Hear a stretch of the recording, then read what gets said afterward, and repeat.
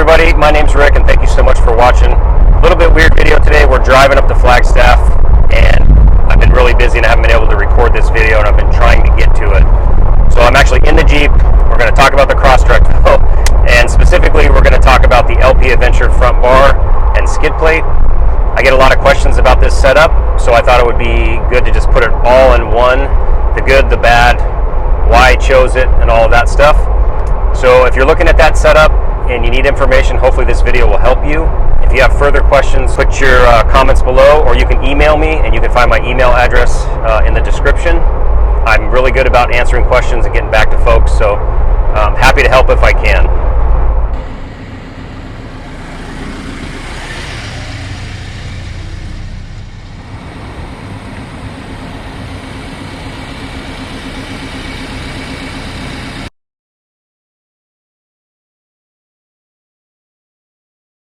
Alright, so let's start with why I chose the LPAventure small front bar and skid plate. Around Tucson, there's tons and tons of trails. I try to go off-road pretty consistently. I like just exploring. I don't like rock crawling and all that kind of stuff, as those of you who have been around know. But around here we have a lot of kind of quick down and ups. We have a lot of washes that are kind of off camber. So what that tends to do when you go through them, especially when you go up and down quick, is the front end will dip in. And I was constantly scratching the front plastic of the car. And at one point, I actually even dented it and had to pull the bumper off and heat it up and get it to come back out. So that was my main goal when searching for a front bar. I wanted to find something that covered that whole lower part of the front end. And at the time, the only bar that did that was the LPAventure bar. And they make a larger version and a small version. The large version kind of comes up around the light bezels, which I didn't want. And that's why I chose specifically the LPAventure bar. I don't know if there's anything out there now that will protect the plastic on that lower side like that one does. But it's an awesome piece. You can buy it in black. You can buy it bare metal and paint it yourself. Just depends on what you want to do with it. As far as the skid plate goes, my whole thought process, right or wrong, with the skid plate was, at the time there were other aluminum skid plates that mount in the stock, where the plastic one mounts basically.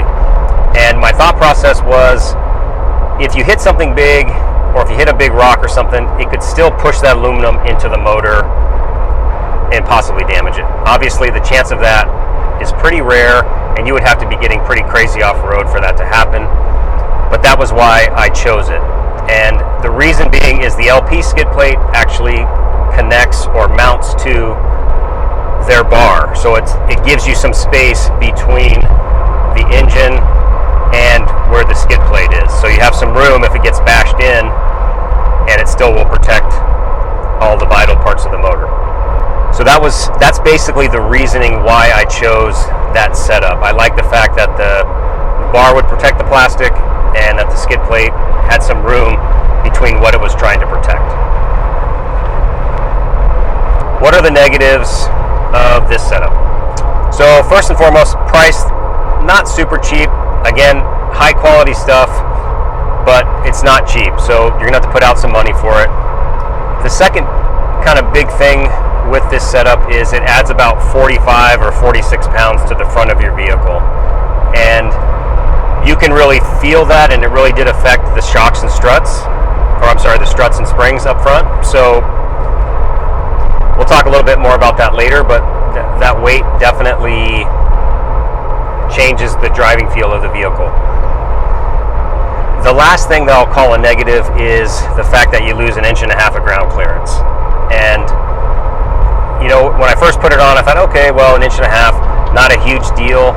But as soon as you go off-road, you notice it immediately. I was hitting rocks and hearing stuff ting off the skid plate way more than I thought I would. And in fact, even in parking lots, it would scrape on the cement parking dividers. So it is kind of a big deal. And after a couple of weeks, I was on a quest to try to figure out how to get that height back. And I don't want to go into the whole lift situation. I was planning on getting one. I actually bought one and didn't put it on. for a number of reasons, but I did end up putting on 1-inch RilliTEK springs, and their claim was that you'll get an inch of lift. The springs are 18% stiffer over stock, and basically they're designed to prevent the vehicle from sagging when you overload it with stuff. Long story short, I got the full inch and back. In the front I only got about 5/8. So still missing some of the clearance out front. So with that being said, really the RilliTEK springs were kind of the answer. They didn't give me the height I wanted, but they definitely took the relief off some of that extra weight up front and returned the car to more of a stock feel as far as being more comfortable and, you know, not rebounding, not basically hitting hard off road. So that was a positive thing. I'm very, very pleased with the RilliTEK springs.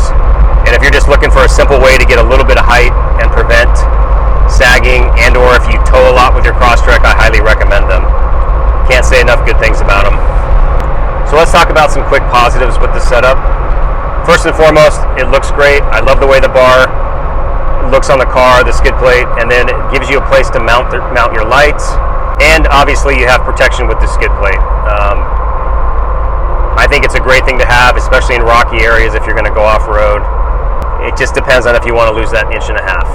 The other good thing is, I mean, it's a very quality made products. LPAventure makes great stuff, and I think you'll be very happy with it if you do go ahead and order it. All right, so let's finish off with just my kind of final thoughts, and would I do this again? Do I think this is a good way to go? Basically, my suggestion is this.